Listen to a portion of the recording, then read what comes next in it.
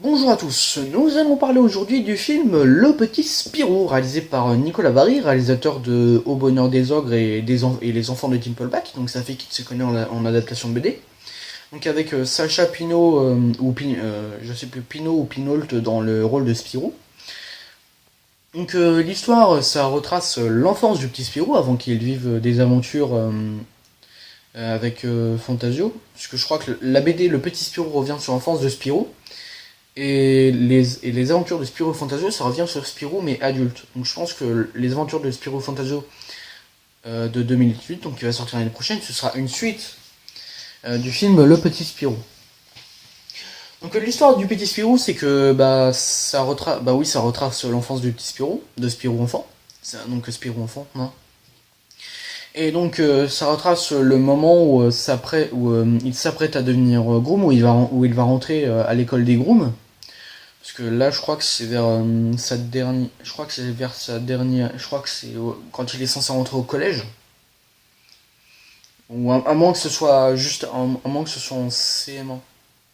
Ou CM2, je sais plus.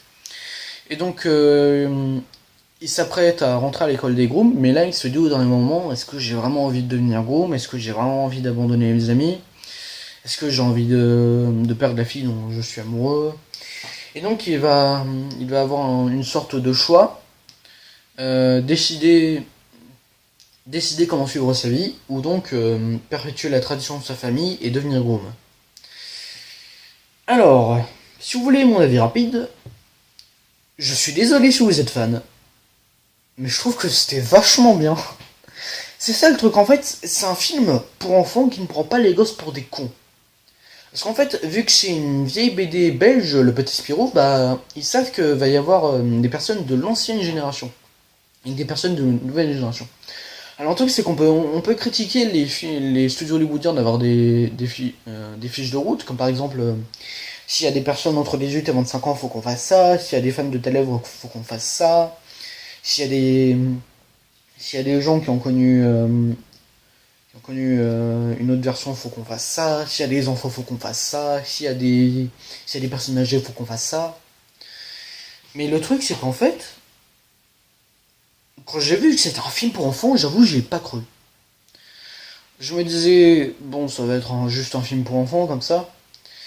Et là, j'avoue, le film, ça m'a vraiment captivé. Ça repose vraiment sur la comédie, ça. Parce qu'il y a plein de bons sketchs.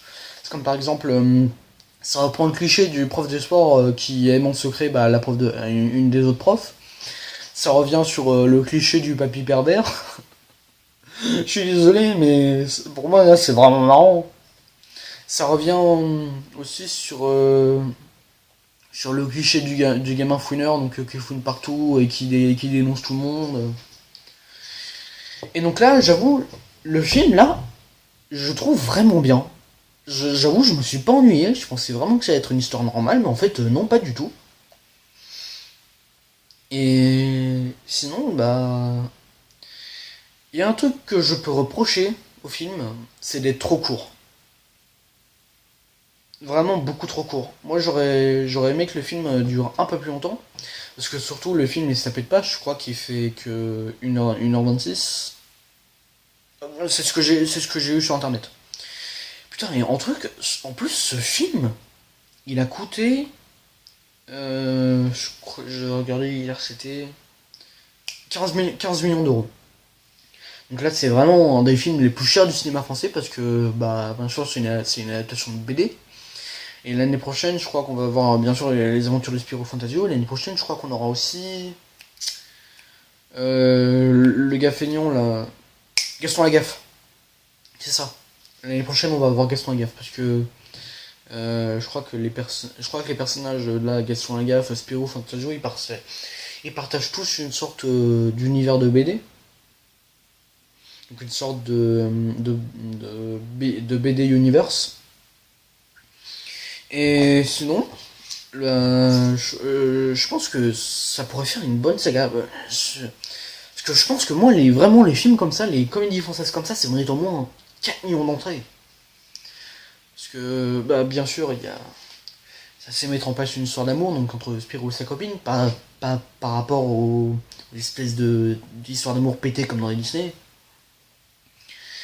Mais sinon, franchement, un budget avec un budget pareil, bah là on voit déjà que tout l'argent est passé dans le film. Parce que j'aimerais déjà, c'est un truc sur lequel je voudrais revenir sur le cinéma français. C'est que comme par exemple un film comme Les Visiteurs 3 avec 25 millions d'euros de budget qui te disent que c'est trop cher de tourner dans le vieux Paris, vous leur envoyez ça. Puissance 10 000 si vous pouvez, parce que là c'est quand même du gros foutage de gueule. On voit que la thune elle est juste là dans les poches de Clavier Reynaud. Et surtout j'aimerais revenir sur un autre truc qui est un peu du foutage de gueule au niveau du budget. Je crois que c'était Turf. En fait c'était avec Alain Chabat et Laura Baird et Gérard Depardieu. Donc ça retracie l'histoire de 4 mecs qui parient sur des courses de chevaux. Donc là on peut se dire ok, une petite comédie française normale. 30 millions d'euros dans ce truc. Imaginez 30 millions. Bon, sur Wikipédia c'est marqué 23, mais à mon avis c'est plus. Donc 30 millions quand même, c'est vraiment du foutage de gueule pour un scénario pareil. Qui je crois en plus ça a même pas fait 400 000 entrées. Entre 300 000 et 400 000. Mais sinon là j'avoue c'était vraiment du gros foutage de gueule. Et là par exemple vous voyez le film Les Nouvelles Aventures d'Adam. C'est un des films les plus chers du cinéma français parce que 15 millions d'euros il y a des films qui sont... Le plus souvent c'est tourné en République tchèque. C'est pas parce qu'ils ont des connaissances là-bas, c'est parce que pour tourner des films français en République tchèque, ça coûte moins cher. Donc ça revient sur le problème du film À fond. Donc le film qui avait quand même un assez gros budget qui a été tourné en République tchèque, parce que là on voit une fois que là on voit que la thune elle est juste elle est dans les poches de Garcia. Donc de José Garcia, l'acteur du film. Et sinon là, le film Les Nouvelles Aventures d'Aladdin, il a été tourné en France et il a bien marché en France. Donc ça fait qu'on peut faire des films chers et tournés en France et qui peuvent marcher en France. Il n'y a pas besoin d'aller les tourner à l'étranger. Parce que pour exemple le film Le Petit Spirou là il a été tourné à Paris. Donc ça prouve qu'on peut faire des bons films en France et qui sont tournés en France. Parce qu'une fois de plus un film pété de thunes un film français pété de thunes et qui vous dit qu'il a été tourné dans un pays étranger parce que ça coûtait trop cher de tourner en France, non c'est vraiment du gros foutage de gueule. Et bien voilà. C'est la fin de cette vidéo, j'espère qu'elle vous aura plu et que ça vous donnera vraiment l'envie d'aller voir le film Petit Spirou, parce que Nicolas Barry il s'y connaît dans les adaptations de BD, parce que ceux qui ne le savent pas, Les Enfants de Tippleback c'est une BD. Et donc c'est la fin de cette vidéo, j'espère vraiment que vous irez voir ce film, parce que c'est des films, c'est vraiment des comédies comme ça qu'on voit en France. Mais bien voilà, c'est la fin de cette vidéo, merci à tous de l'avoir regardé, salut.